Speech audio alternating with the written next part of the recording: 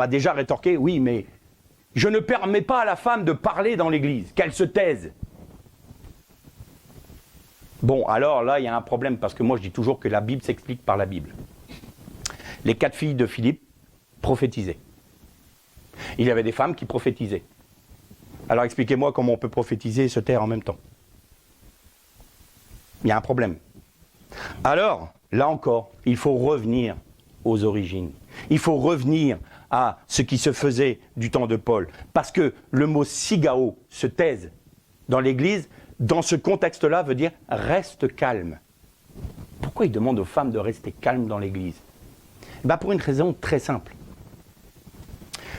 À l'époque du Temple, à l'époque de Jésus et à l'époque des disciples, les femmes n'avaient aucune possibilité de suivre les cours des yeshivot, c'est-à-dire des écoles de la Torah. Elles n'avaient pas le droit, n'avaient pas accès à ces enseignements-là. Seuls les hommes avaient la possibilité d'avoir les enseignements de la Torah, comme aujourd'hui on voit les rabbins. Ça continue. Les femmes ne peuvent pas suivre les enseignements de la Torah. Enfin, du moins dans le monde orthodoxe. Dans le judaïsme un peu plus libéral, c'est plus ouvert aux femmes. Et donc, on avait gardé le schéma des synagogues de l'époque, c'est-à-dire les hommes d'un côté, les femmes de l'autre. Et les assemblées primitives étaient sur le même schéma. Sauf que les femmes qui n'avaient jamais eu accès à des enseignements, j'ai envie de dire, théologiques, des profondeurs de la Torah, plein de questions leur venaient du coup. Et la tendance naturelle, c'était...